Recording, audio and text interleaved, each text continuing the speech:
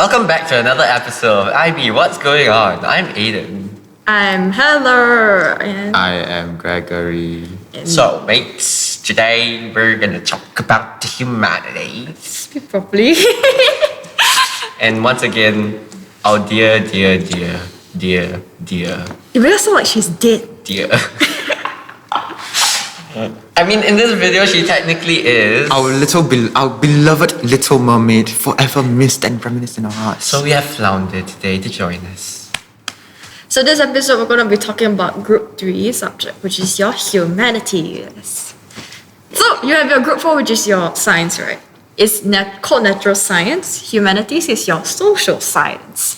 So social science such as economics, geography, history, business, stuff like that. Right. And Psychology is part of this. Psychology is part of it, so is anthropology, I believe. Oh, yes. These are the subjects IB offers, but we're going to focus on the main 3 that most people take, which is economics, geography, and history. One thing to clarify, it's the same as your Group 4 science, which is it's compulsory to take at least one subject from this group. And then you can be like him and take 2. And be a full-fledged human student. I would have taken 3 if I didn't have to take a science. Let's discuss econs first, right? Okay, so let me just start off by saying you'll be learning about this phrase very often, something called the invisible hand of the market, where it manipulates everything with your price, your demand, your supply, and that is the reason why we cannot get chickens and chicken rice in Singapore. Yeah, Malaysia's chicken rice. So anyway, economics, it has 4 units. Unit 1, which is the introduction to economics, which is basically useless and we usually skip over it. No, we don't skip over it. It's just We gloss over it briefly. we go through and then we move on quickly. Unit 2 will be about microeconomics, basically within each market for each good or service. So for example, we'll be learning about how different things affect the price of chicken solely. Unit 3 will be about macroeconomics. So we're learning about how different things within the market and economy affects the country. Yes. But Unit 2, microeconomics, is very focused onto a specific market. Say like the market for oil within a certain country. You're not talking about the market for oil globally. That will be under Unit 3 and Unit 4, which is macroeconomics, and the global economy for Unit 4. So that's for SL and HL. You pretty much have the same topics.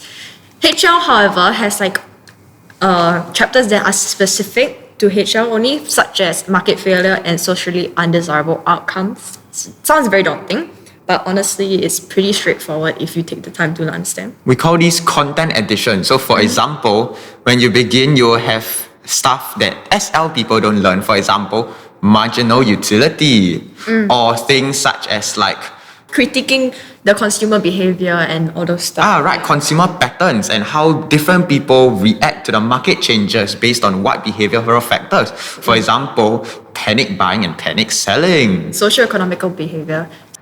But yes, that's HR and SL. Very brief, very fast. Moving on to like the external assessment. For SL, there's only 2 papers. Lucky them. First paper is like an extended response paper. It's 1 hour, 15 minutes, 30%.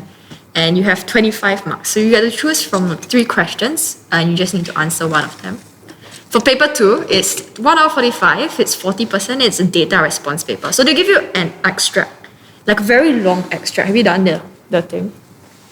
Yes. Yes, it's very long. I've seen it, but I haven't done it. It's like 4 texts, and then you have to use that extract and you have to supplement it with your knowledge on the theories and stuff like that. So is the extract like chicken?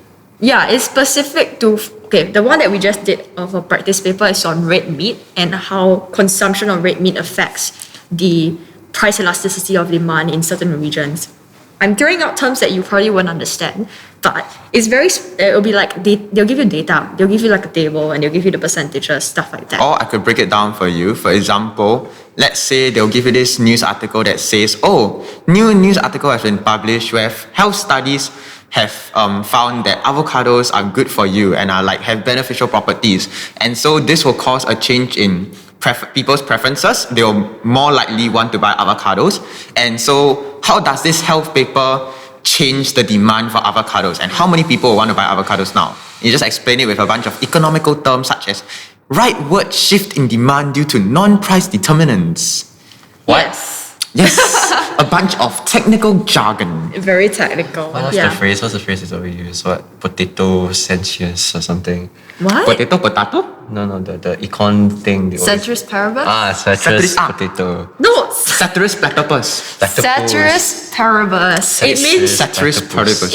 it is a Latin, I think. It's in Latin. It it means- means holding all variables unchanged. It means whatever they are learning is nonsense. It is a bunch of technical jargon, yes. It's all very theoretical. It's so, an inside craft that only those of like an intellectual mind will be able to comprehend. Econs HL, which is what the both of us are taking. So we have 3 papers instead of 2. The first 2 are pretty much the same. I'm not going to talk about the percentages, but the third paper is the one that is a bit more interesting because that one is completely calculation. It's like a math paper. So it takes 30% and it's like 1 hour 45 minutes. And it's a policy-based paper. So you have to analyze a policy and then you have to use the knowledge that you have, calculate, for example, price elasticity of demand, the value for it, stuff like that. And it is very painful. I'm pretty sure a better comparison is just, you know how e-math, your real life application questions, where they have like, for example, this many people buy this many movie tickets. And after, if you change it to this price, this new many people buy this new many tickets. So what is a good ratio of price that you should put so that you buy, the most people buy your tickets and the most revenue you make? Yeah, it's a more econs leading question than an e-math question, but yes. It's about the same. It's very real life application. So yes. Do you need economics for uni economics? Economics is one of those subjects which is the same as like physics, where you can go into the generals, which would just be business and business analytics. Or if you really want to go super in depth, you can actually take it at a higher level later on in university to get a master's or a PhD, where you become a super economist major just to end up writing economist papers for the Economist. I don't understand what he just said. Also But okay. You will You just just said- become a stupid news reporter who writes about random shush. events in the Why are you world. so angry at the world? Calm down. Because economics teaches me that everything is stupid. But Everything is useless and do worthless. you need econs for the university? No. No, not really. But if you were going specifically into economist fields such as like developmental economics, organizational behavior, labor economics, then yes, it will be preferred if you have this background knowledge already. And I think like I watched one video where they were talking about A-levels and economics. And one of the guys said, don't quote me on this, but he did say that economics that you learn in JC, it will be very similar to the foundational economics you learn in uni in the first few semesters, I think. So yes, it will be good for you to learn this before actually, if you want to like have a taste of what economics is, if you don't know what you want to do in the future, it's good. Or you can just not take econs. That works too. You know. Yes. Anyway, moving on, we're going to talk about IA very briefly. So econs is a bit special. It's a bit special. A bit extra. So, econs is 3 IAs. We have 3 commentaries, and each commentary comes from Unit 2 to 4, which if you don't remember, it's microeconomics, macroeconomics, and the global economy. So you're supposed to write a commentary on an article relating to one of the key concepts, and it has to be 800 words each, and it usually spends around 20 teaching hours. Weightage is a bit different for SL and HL. SL is like 30%, HL is 20%. So if you're an SL econ student, you need to do well on these IAs that span your 2 years because you start in year 5, like we're in the midst of doing our first IA draft already. So you need to start fast and you need to do well. It's like each IA is out of 14 marks. If you score like a 9 for your first IA, you're in a very dangerous zone already. In order to get a grade 7, you need to score around 11, 12 for everything. But honestly, it's not too bad. It's doable because doable. it's not like O-levels where you must be able to score excellent in order to score the highest possible result. The way that IB Economics IA works is everybody will start off with 14 marks, and only if they see that you have made like an error in judgment will they remove your marks. So they try their best to preserve as many marks as possible. As long as you hit the basic requirements of the criterion, you will maintain your marks. True. So it's really just every single thing that rubric says, you don't need to do it perfectly, but as long as it is mentioned sufficiently, you will get the marks. So I think there are like criteria A to F, right? the criteria, they really break down what they want from you. So it's very doable. As long as you hit all the criteria, you're going to be fine. FYI, 3 of the marks are, for example, 1 mark for staying under 800 words, Yeah. 1 mark for submitting it on time, 1 mark for Your having a provenance, for your titles, your stuff like for that. having good formatting. So they really are just, the moment they look at the fact that you have a formatting, it doesn't have to be good. As long as you have a format, you will get the mark. They are trying their best to preserve as many marks as possible. So just follow the rubrics and help them along. Yeah. HL starts earlier, so it's June holidays now. We are supposed to submit the IA, I think 1st July. There's a caveat. You have to choose your article. It is usually an article that is 1 year from the date you submit your IA. If our IA submission date is 1st of July 2022, that means our article cannot be older than 1st of July 2021. So that's one thing you need to think of. And you cannot use the same source. For example, I use Straits Times for my first IA. My second IA, I cannot use Straits Times. I have to use CNA or something. So that's for econs. Enlightening, isn't it? No. No. I want to fall asleep. This is so engaging. It's Time to very reach engaging. my favorite subject, geography. So, me being a really smart humanities student, I decided to take economics and geography, the 2 most content-heavy subjects in the entire IB system. Economics and history are... History is more No, content geography heavy. and history are the 2 most content-heavy. Oh, then econs is not that content heavy. It is the 2nd most content-heavy. Okay, sure. Whatever. Geography. Geography. So, the way that geography works is that we have a bunch of different themes. So, for example, you have weather and climate, coastal areas, geographical hazards, which will include things like volcanoes, landslides, land movements, earthquakes, tsunamis, typhoons, and whatnot. You forgot rocks. It's a known fact that geographers love rocks.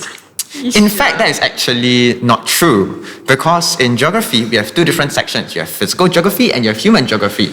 Okay, so moving on, SL contents, out of all of the different themes, you will choose 2 geographic themes and also 1 global perspective. Generally, the global perspective chosen is changing population and varying population trends. But for HL content, instead of having 2 geographic themes, you'll have 3 of them and also 1 global perspective.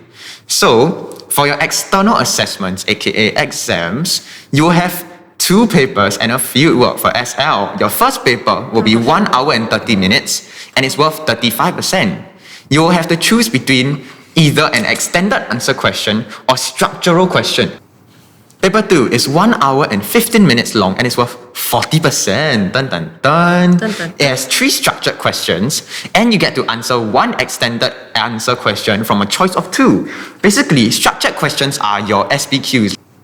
Extended answer would be your essay at the very final end.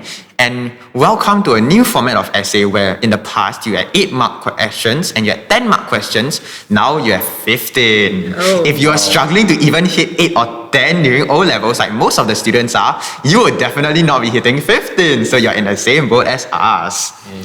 Anyways, this is the real fun part that is a massive selling point of geography that no other students get to have. It's called fieldwork, which is your geographical investigation or GI. It is supposed to be worth 25% and get this 20 hours of your learning. Wait. Even though IA is only worth 10 hours. Wow.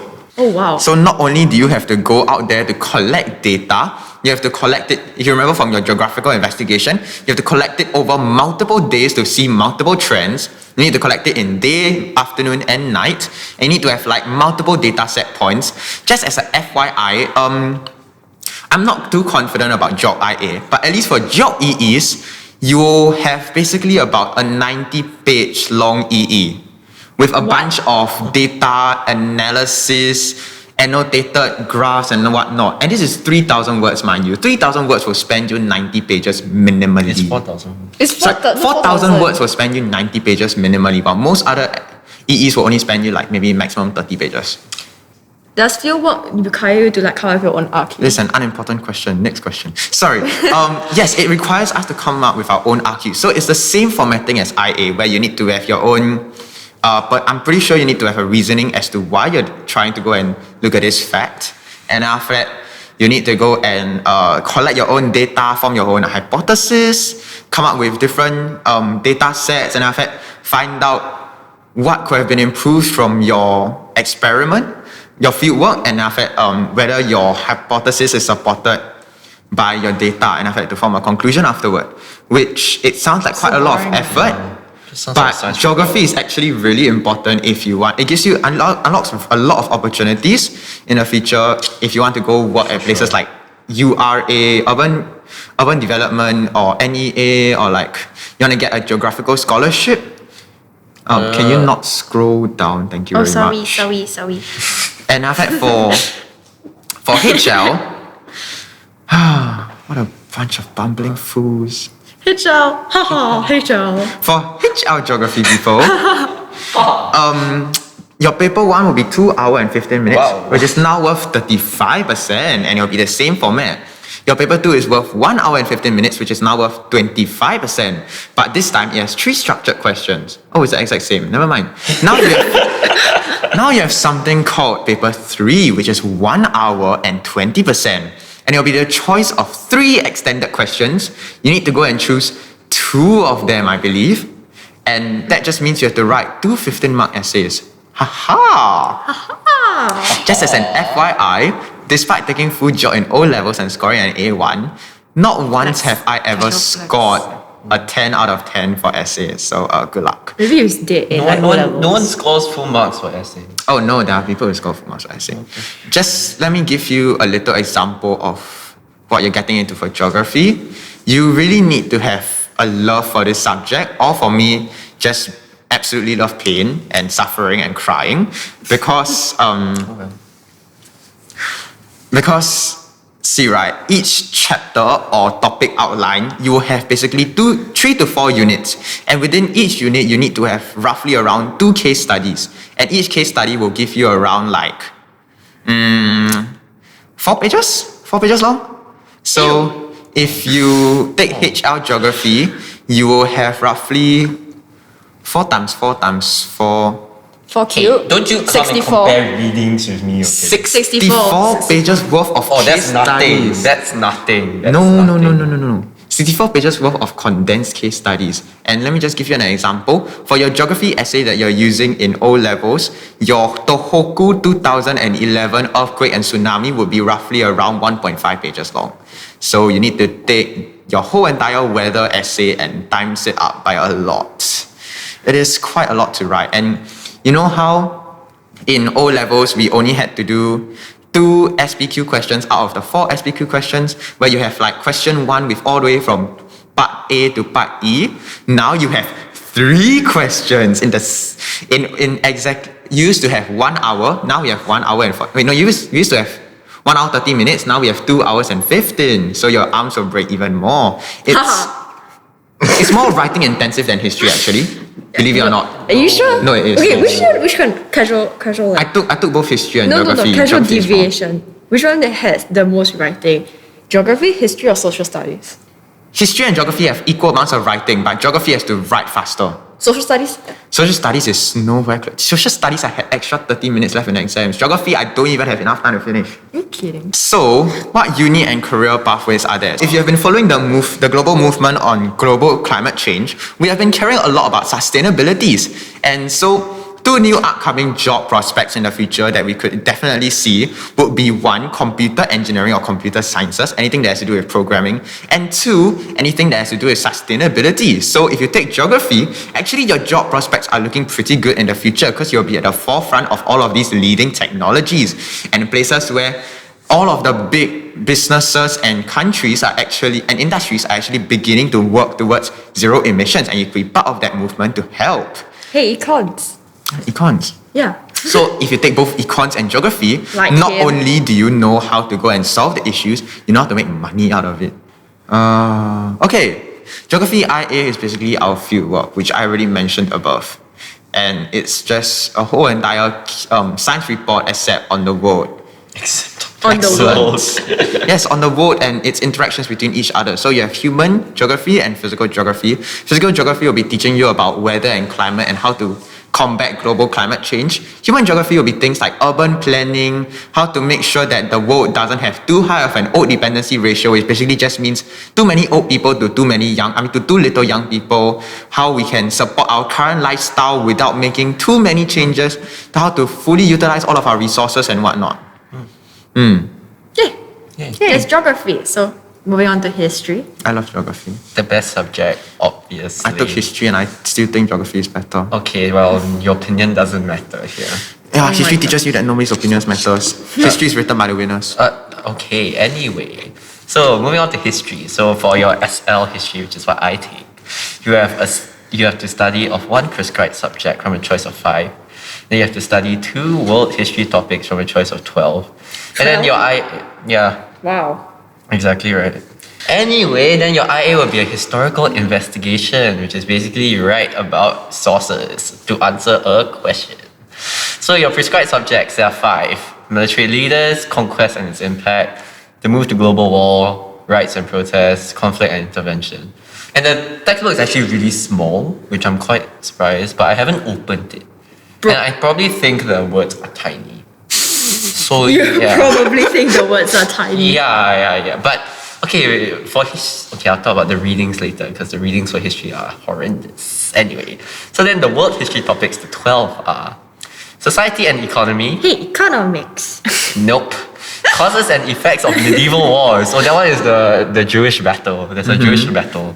Then there's dynasties and rulers, which is your Qing dynasty and whatnot. Japan? Your, You got Japan also. Korea. Blue also. so Sino Wong. Then societies in transition. I don't know what that one is. Early modern states. I Oh, also that's a don't geography know but in what that history. one is. It's population and trends. Oh my gosh, I learned urbanization for history last year. It was so bad. I learned Anyway, causes urbanization and for effects of early modern wars. I think that one is the American Revolution. Ah. Yeah. Origins, development, and impact of industrialization. Up to 2005. Yeah. Yeah. So then we have your independence movements, and then your evolution and development of democratic states, which is the one I'm doing. Then you have your authoritarian states, which is Like the our other one I'm country. doing. Causes and effects of 20th century wars, and then the Cold War, superpower tensions and rivalries. Anyway, so then we have the study of one prescribed. So for HL, we have an additional study of 3 sections from one HR regional option. So for your HR options, you have the history of Africa and the Middle East, history of the Americas, history of Asia and Oceania, and history of Europe. I think for HL they chose history of Europe. So Asian people learn nothing about Asia like usual. Yeah, Yeah. basically. But then again, Asia's history is very vast. It's unimportant. Like your Southeast Asia in Southeast Asia is already so much, Like, so many things. and all the Americans will do history of the Americas because they probably learned it already. True. So then for your SL, your assessments are paper 1, which is a source-based paper set on the prescribed subject. So let's say if you chose authoritarian states or like evolution of democratic states, then you will do it on that. And the move to global war, then you'll do your paper 1 on that. It'll be one of the topics, one of the subtopics. So then there'll be your paper 1, it'll be 1 hour, and maximum mark is 24. So yes, fun. Paper And then paper 2 is an essay paper. You have to write 2 essays in 1 hour 30 minutes. So you have Same. 45 minutes for each essay. And each essay, Less than that. yeah, and each essay is 15 marks. And people don't usually get more than 8 for each essay. That sounds like geography also. That's very scary, honestly. Yeah, I'm quite proud of myself. I got 10 for my essays. Wow. That's amazing. Self-praise is no That's praise. amazing. Self-praise is no praise. Wow, okay. Okay, but to go into paper 1, right? Paper 1 is very, very, very, very different from O levels. So you know how O levels you have all your like SBQ. SBQ questions, like inference with purpose, I don't know what else. Then Reliability, hybrid question. oh yeah, in IB there are no hybrid questions. So y'all can like pat yourself on the back for that one. And there are 3 short answer questions. So basically they'll ask you to look at the source and copy out certain parts of the source to put in your full scat paper. And then that gives you like at least 5 marks already. Yeah, and then these short answer questions is followed by a comparison question, which I know sounds easy, but it is not, especially since you only have 1 hour for this paper. Oh. And you have to answer like everything. So for history papers, you not only have to write fast, you have to think fast. And yeah, so most of the time you write like very, very bad answers, but somehow they accept it because the IB is quite lenient when it comes to these answers, I think. So You after yeah, I think. So after your comparison question, you have what do you have? You have Pain, suffering. Let me give you a bit you of said time to right. think. Small interjection. When it comes to geography and history, it is generally recommended that you have taken it or at least like experienced it in the lower levels in secondary school, because coming into IB will just be a very big extension, or even like it's just really difficult compared to secondary school. And if you can't even handle secondary school level, I don't think you should come to IB with history or geography. It's an extremely hard topic, and True. Generally- They say like in the beginning, if you're introducing a group 3 subject, and you're considering geography or history, you can do it even if you have not you done it. can but it's not do it, advisable. but it's very much not recommended. Yeah. Because it is, even for experienced geographers and historical buffs, it is really hard. And I felt like, even if you know your content, there are time restrictions, and it is not an easy paper to cope with. You need to develop a lot of skills to pick and techniques to pick up along the way, alongside all of your other IB requirements. So, I mean, econs is a much more entry-level friendly subject compared to history and geography. Yeah, which is why you see like majority of people taking either econs, SL or HL as their group 3 subject. Maybe just for Anyway, so smarter. I finally thought of the thing. It's limitation and value. So that's the third type of question, which is basically you have to see whether the source is limited in what way and how, and whether the source is valuable in what way and how. Valuable. Yeah, so like useful. Doesn't that just sound like reliability? It's a merge of reliability and Usefulness, right? Yeah. Then comparison is your usual comparison, but your comparisons have to be good. And it has to be, and you can't compare purpose. You have to compare like based solely on the content of the source itself. So yeah. What about your HL? You got like 1 extra paper, right? Yeah, the HR is one. No, I'm not done yet. Oh. Okay, so the last question is your testing assertion question. Wow, so for this one, they'll give you like a statement, and then you have to answer it based with all the sources. And basically what my history teacher told us to do was write a mini essay about it. So you have like a 1-line introduction. Then you have with your thesis and whatnot, what you want to talk about and why, so to answer the question. Then you have paragraphs to answer the question using the sources as your evidence. And you also have to use your own knowledge. So you actually have to study for paper 1, which is quite unfortunate. I'm pretty sure you have to study for everything at IB. Nope, I would disagree. So, okay. I didn't study for my practice paper 1 and somehow I got an 18 out of 24, so okay. Okay. Okay, flex. Casual flex. Thank you. Sorry, Babs. So Not as anyway- smart as sorry, you. we're not so smart. We're gonna be like in this corner over here. So you also have your IA for history, which I'll go into later, but it's a historical investigation. I'll explain what it is later. So for your HL history students, wow, why? What's Like a wrong with- friend that we know that is putting himself through a lot of pain. He keeps complaining to me that he's getting 7. Then I'm like, no, 7 out of 15 for his essay. Oh. Then I'm like, haha, I got 10. I'm kidding. I'm not that mean. I didn't say that. But then again, He's not that mean, he's HL. worse. Yeah, he's taking HL. So yeah, no, he asked me to proofread his essay, you know. Bro. Anyway, so paper 3, you have an essay. You have basically another essay paper. I don't really know much about this because I don't take HL history, but I think it should be around the same as paper 2. So like the same 2 questions. And you just It says here that it's on one of the 4 HL compulsory content. yeah, So, which is the one that I said just now. So like Yeah. history, it's probably gonna be history of Europe if you're here. Mm. Anyway. So what uni and career pathways can you take? There's only one. It's law. Yeah. You could become a historian. Or a historian. Law or a historian. that's Historian who writes a bunch of creative storybooks.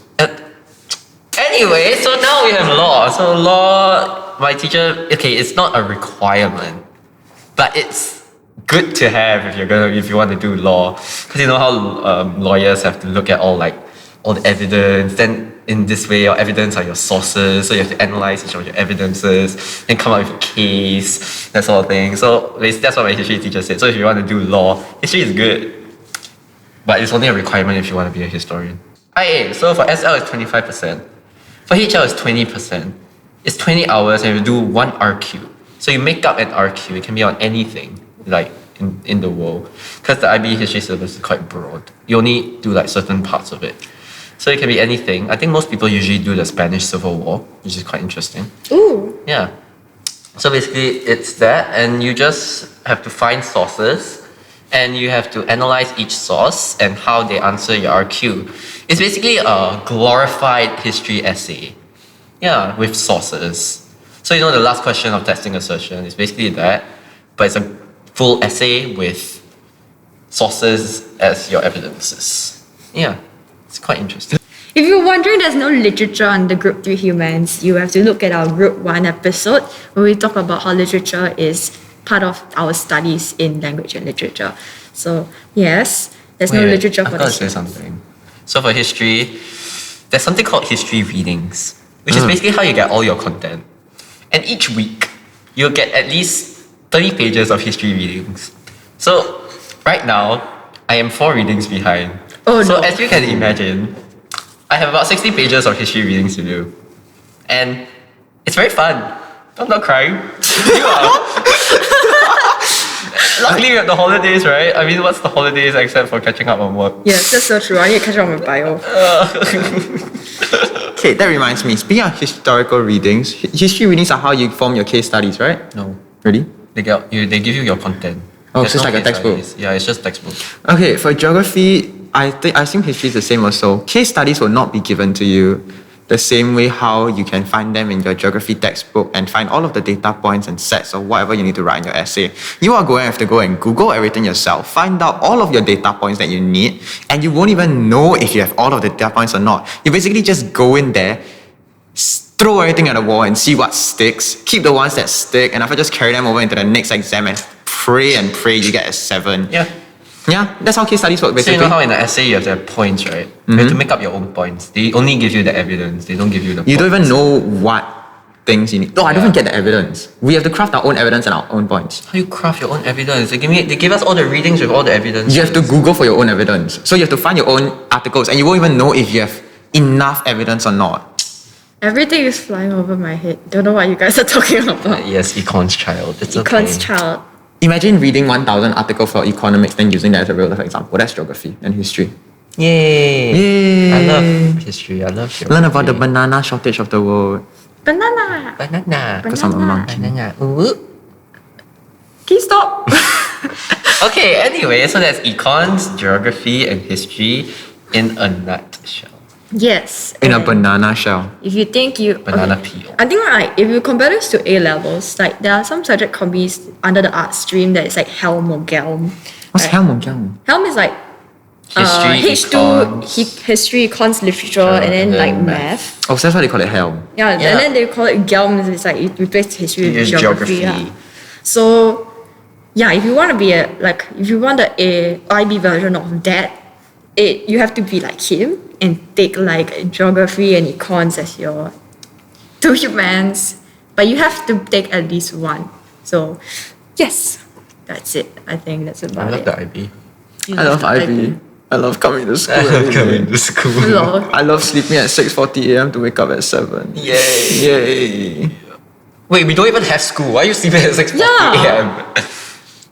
That's exactly why I'm sleeping at 6:40 a.m. Okay, anyway, is that That's all we have to it. say? Actually, that's it for Oh. this. This one is actually very short compared to the others. Oh, it's very short because you can't explain it. The only way you can do Yeah, it is you to learn only how can to grind. experience it. Yeah, you need to Yeah. get into True. the grind of it all. Any advice for anybody who's looking to take, say, geography or history, HLSL?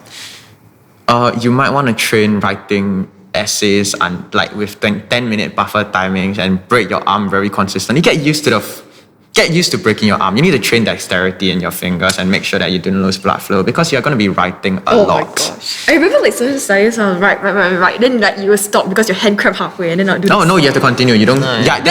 you don't have time to do You that. don't have to. You don't have time to do that. In my social studies, like through the pain, right through the pain. No, what you do is instead of shaking up and down, you shake it while you're writing. Then your writing just goes strange. It doesn't matter as Oh. long as it's readable. Do you have that issue like as you write, your words become one line? Oh yeah. Oh yeah. Yeah. The most written comment among all of my essays are illegible, illegible. Where do you learn how to write? Illegible, illegible. Handwriting, illegible, illegible. Okay, another thing you need to practice is you need to practice how to write legibly when you're writing fast. You know Or at least make like your letters be able to be recognized. right big. Yeah.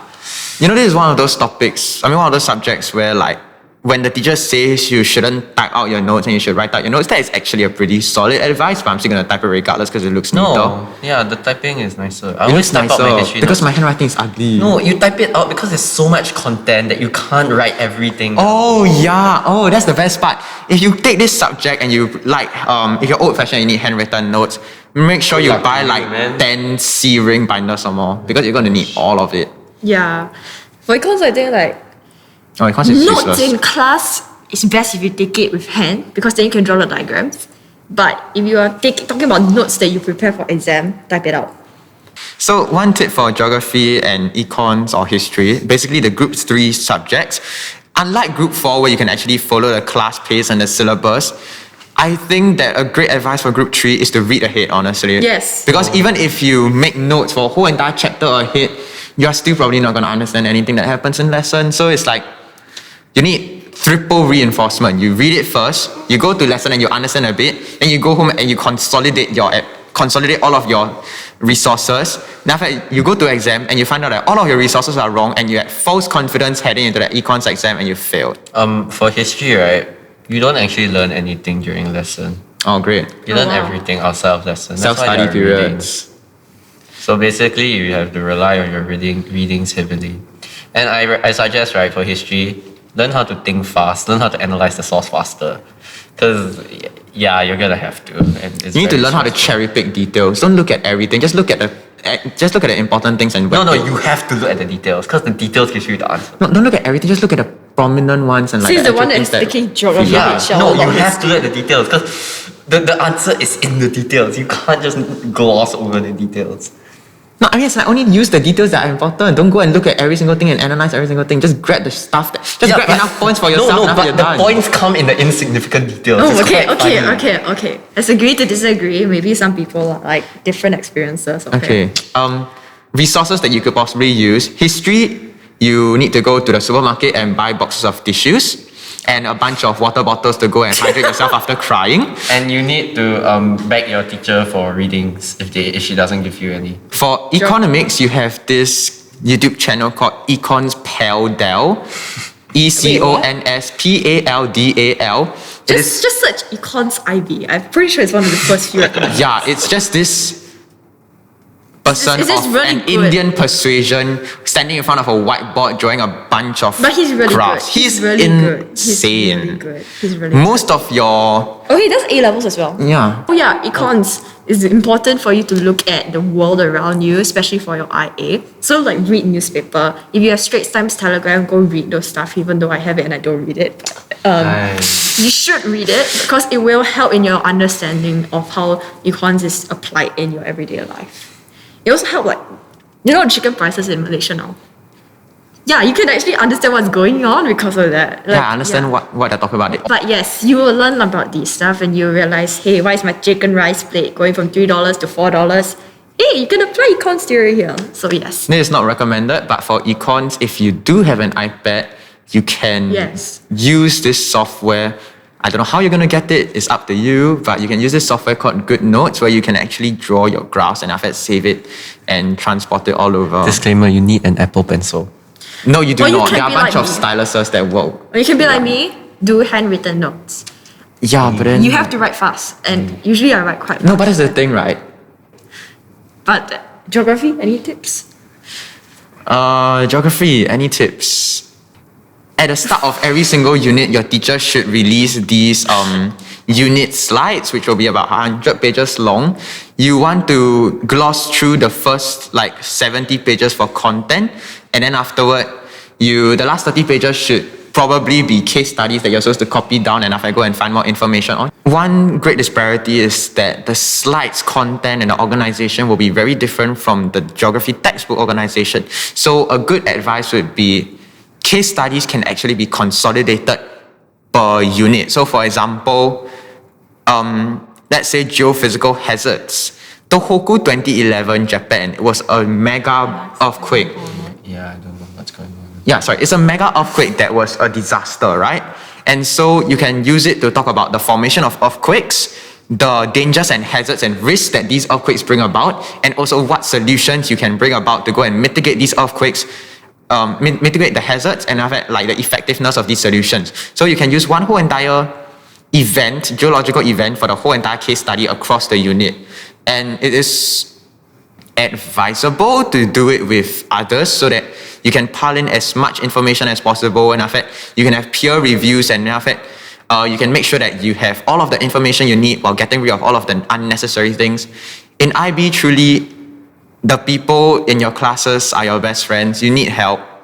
You need help. Just cooperate and ask other people. You're not the only one suffering. Oh yes. History. Make compiled notes with your class. Yeah. It's very vital. Just do it, please. Just do it. I think econs don't really need Okay, good for you, econs. Formatting doesn't exist in econs. What you do is you go into lesson, you write the date of the econs lesson, then you just type out your notes, and that's it. You're done. You go lesson by lesson. There's no point formatting. I don't know. I don't like compiled notes personally. It's possible to survive without notes sharing with other people. For econs, yes. Yes. For geography and history, I think since it's so content heavy, No, yes. you cannot survive. You cannot I survive. think you will need that compiled 60 notes. pages of readings every week. Are you kidding me? But yes. 1,000-page long textbook. Mine's 500. Mine's 1,000. But you have history readings and I have case studies. We Yeah. both have our own content stuff to cry about. Blink thrice if you're Okay, an but angel. the thing is, right?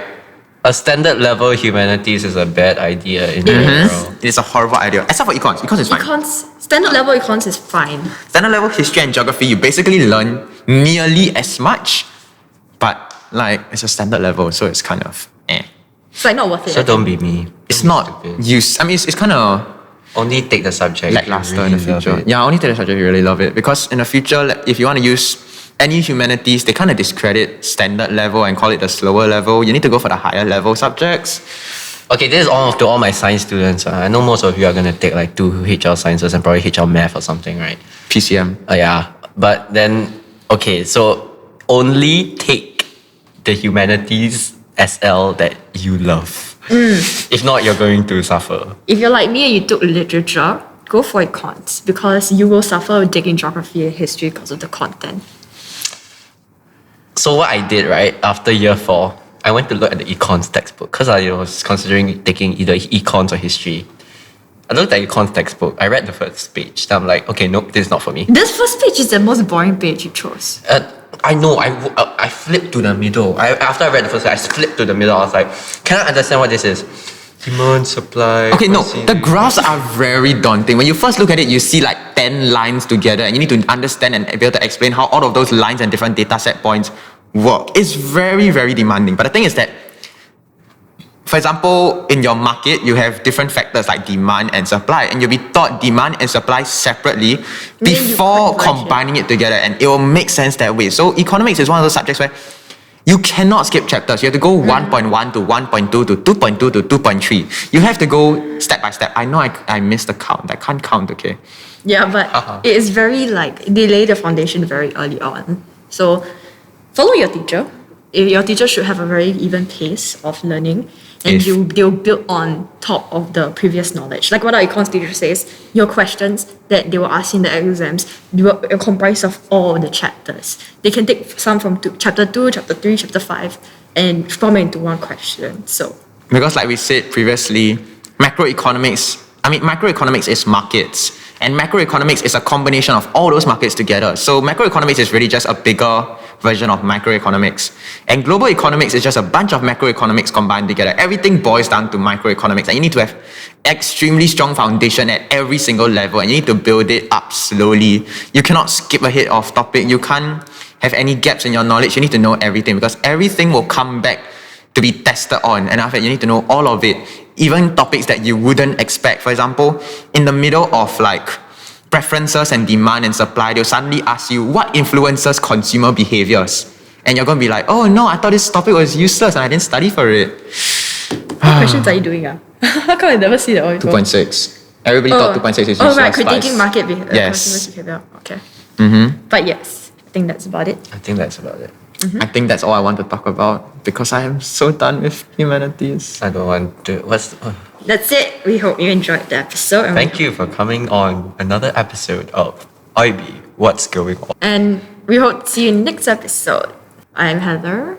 I'm Aiden. I'm math.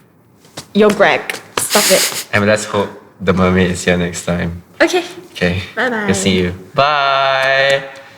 This podcast is brought to you by the IB What's Going On team composed of Aeden, Gregory, Ariel, Ethan, Darren, and Heather.